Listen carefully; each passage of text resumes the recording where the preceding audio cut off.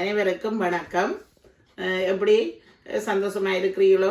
நான் இந்த நாள் போடையிலே இனி அடுத்த வீடியோ போட போகிறேன் பாருங்க. இன்றைக்கு ஒரு உங்களுக்கு சரியான விருப்பமாக இருக்கும் அப்படியான ஒரு சுவையான சாப்பாடு செய்ய போகிறேன். என்னென்னு சொன்னால் நண்டில் எல்லாருக்குமே வாயூறும் ஏன்னு சொன்னால் அப்படி ஒரு சாப்பாடு செய்து காட்ட போகிறேன். சரி பாருங்க, அதுக்கு தேவையான பொருட்கள் இப்போ உதாரணமாக அந்த நண்டை நீங்கள் கழுவி இங்கே பாருங்க, இப்படி நல்ல மாதிரி நண்டை இப்படி எடுங்கோ. சரி, அடுத்தது இதுக்கு தேவையானது என்னன்னு சொன்னால், இப்போ இந்த நண்டை பயன்படுத்தி நான் என்ன செய்ய போகிறேன்னு சொன்னால், நண்டு உப்பவியல் என்று சொல்லிட்டு சொல்கிறது. அந்த உப்பவியல் என்று சொல்கிறது கரக்க உப்பு போடுறேன்னு யோசிக்கக்கூடாது.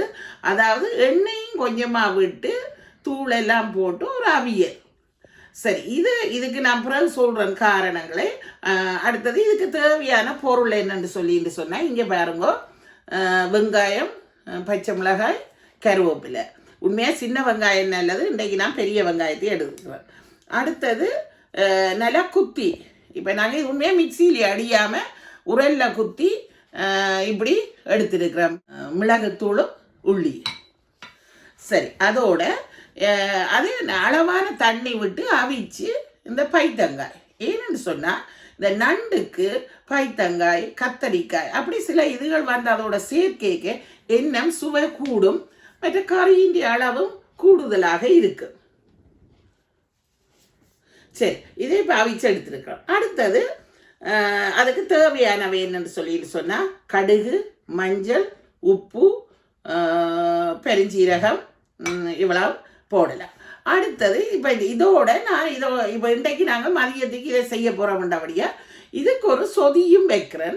என்னென்னு சொன்னால் தேசி புளி சொதி, அதையும் நீங்கள் பார்க்க வேணுமெண்டாக்காக அதுக்கும் தேவையானது செய்திருக்கிறேன். என்னென்னு சொல்லிட்டு சொன்னால், பச்சை மிளகாய், வெங்காயம், கருவேப்பிலை, வெந்தயம், தேசிக்காய்.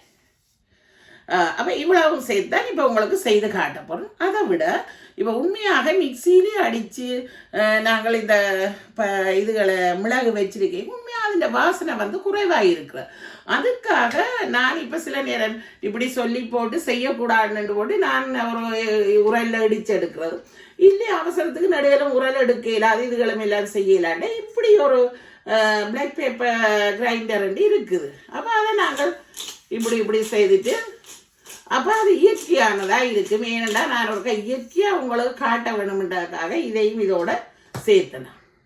இங்கே பாருங்க, இப்போ மண் சட்டியில் எண்ணெயை கொதிக்க வச்சிருக்கிறேன். இப்போ இதுக்கு என்ன செய்ய வேணுமெண்டா, உண்மையாக கடுகு வெடிக்க விட்டு இந்த நண்டை பிரட்ட வேணும்.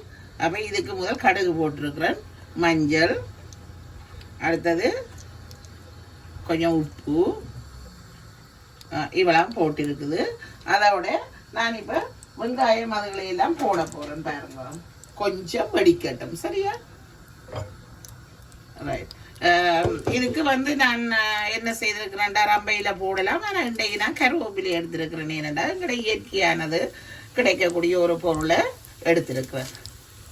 இங்கே பாருங்க, மற்றது இந்த காம்பும் வந்து உண்மையாக நல்ல மாதிரி அதையும் நான் இதுக்குள்ளே போடுறேன். முதலே ஏற்கனவே கழுவி வச்சிருந்தேன் நான். இங்கே பாருங்க, அடுத்தது மிளகாயும் வெங்காயமும். வெங்காயம் கொஞ்சம் கூட இருக்க வேணும். நீங்கள் சின்ன வெங்காயத்தை யூஸ் பண்ணுங்க. இன்றைக்கு எனக்கு அது கிடைக்கல. அப்போ இது எடுத்துருக்கிறேன். இப்படி ஒருக்கா சேர்த்து விடுவேன். சரி, இது கொஞ்சம் வதங்கி வர வேணும். வதங்கி வந்த பிறகு நாங்கள் என்ன செய்ய வேணும்னா தூளை சேர்த்து நான் பிறகு மிச்சத்தை செய்து காட்டுறேன்.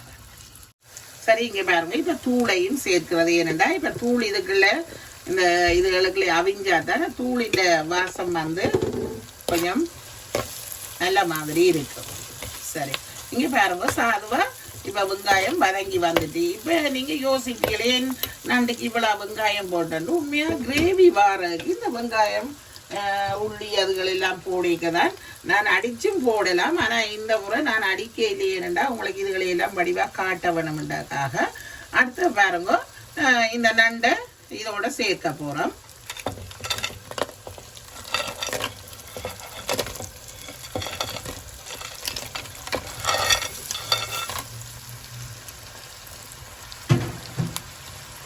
சரி, இப்படி வச்சுட்டு இதை நீங்கள் என்ன செய்ய போகிறீங்கன்னா ஒரு இதை கலந்து இப்படி பிரட்டி விட போகிறீங்க. இது உண்மையாக சொல்ல உப்பவியல் ஏன் இப்படி வந்தா உண்மையாக கிராமப்புறத்துலேயும் மற்ற சில இடங்கள்லையும் இதை செய்யணும் சாப்பிடணும். சில இடங்களில் இதை உண்மையாக தெரியாண்டு சொல்லுவினா.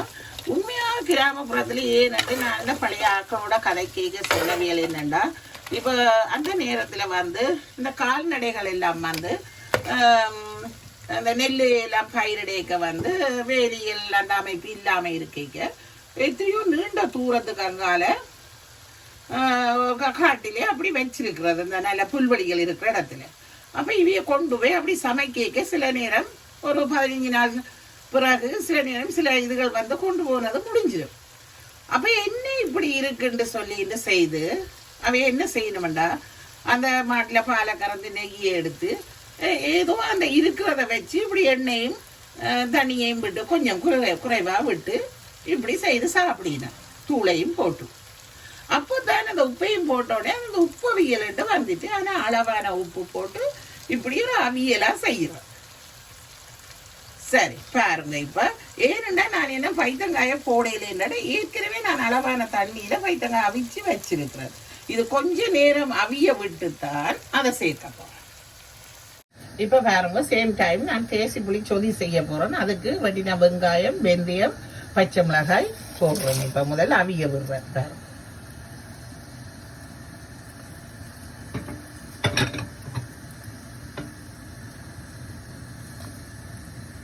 அவிய விட்டுட்டு அதோட சேர்த்து உப்பும் ரைட். இப்போ பாருங்க, ஏன்னு சொல்லிட்டு சொன்னால் அது வந்து ஒரு திக்கா குழம்பு இருக்காதானே, அதுக்காக நாங்கள் ஒரு சொதி ஒன்று வைக்கிறோம். சரி, அதை இப்போ வந்து கலந்து விடுறோம். உண்மையாக வெந்தயம் போடுறது நல்ல ஒரு வாசமாகி இருக்கு, குளிர்மை உடம்புக்கு நல்லது. நீங்கள் இப்படி செய்து சாப்பிட்டு பாருங்க.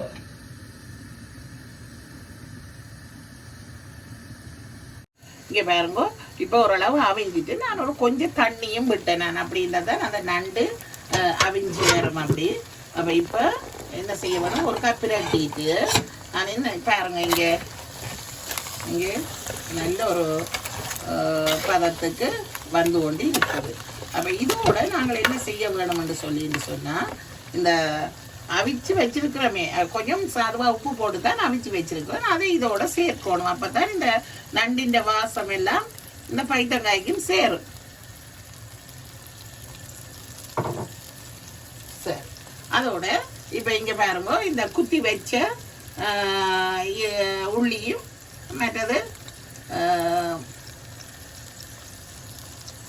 மிளகையும் சேர்த்துட்டு இது அப்படியே எல்லாம் கொஞ்சம் கலந்து விடுவோம்.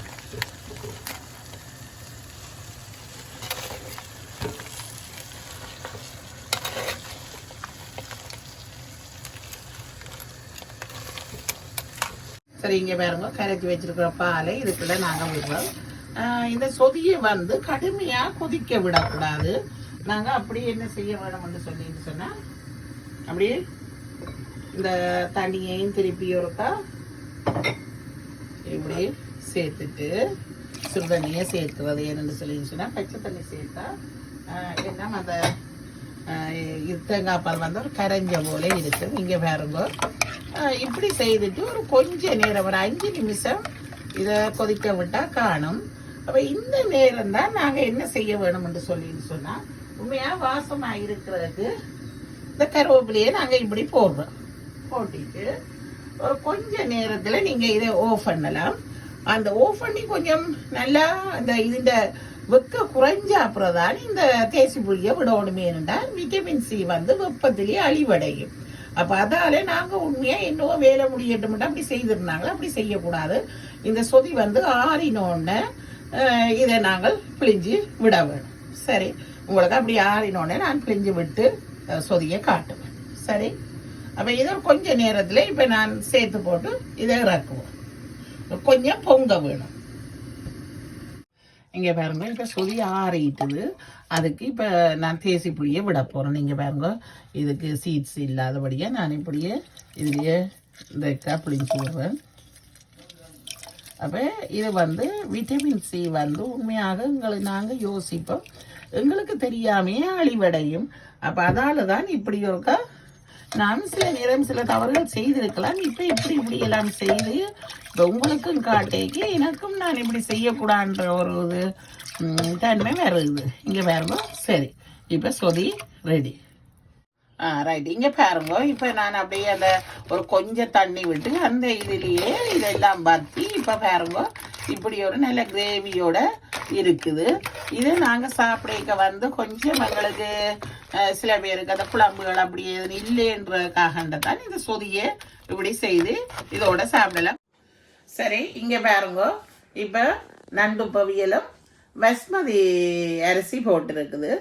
பஸ்மதி அரிசிக்கும் இங்கே பாருங்க நான் இது எல்லாம் போட்டிருக்கிறேன். கருவேப்பை மிளை இப்போ சில ரொம்ப போடுறது எங்களை உள்ளூர் இதை போடுவோம்னு சொல்லிட்டு கருவேப்பை மிளையும் போட்டு, மற்றது இங்கே பாருங்க ஏலக்காய், கிராம்பு, கருவாப்பட்டை அப்படி போட்டு இந்த சோறு நான் வேறு ஒரு பாலோ இதுகள் ஒன்றும் விட இல்லை. வளமையாக நீங்கள் சும்மா எப்படி நார்மலான சோறு செய்வீங்களோ அது மாதிரி செய்திருக்கு. இதை போட்டேன் நான். என்னென்னா உண்மையாக இந்த இதுகளெல்லாம் ஒரு என்ன உடம்புக்கு நல்ல நோய் எதிர்ப்பு சக்தியை கொண்டு வரக்கூடிய இந்த சுவையூட்டியல் நல்லது. சரி, அப்போ அந்த சோறோட நண்டு பவியலும் இங்கே பாருங்க சொதி, நல்ல தேசி புளி சொதி. அந்த சொதியை நான் இதில் இப்போ உங்களுக்கு விட்டு காட்டுறேன். சில பேர் இப்படி நாங்கள் சொதியை இப்படி விட்டு சாப்பிடுவோம். சரி, எல்லோரும் இதை செய்து நிச்சயம் சாப்பிட்டு பாருங்க, எனக்கு கமெண்ட்ஸ் போடுங்க. உண்மையிலேயே நல்ல மாதிரி இருக்கும் இந்த சாப்பாடு தர. சரியா, சாப்பிட்டா விட மாட்டீங்க, சாப்பிட்டு பாருங்க. சரி, இத்துடன் நிறைவு செய்கிறேன். நன்றி, வணக்கம்.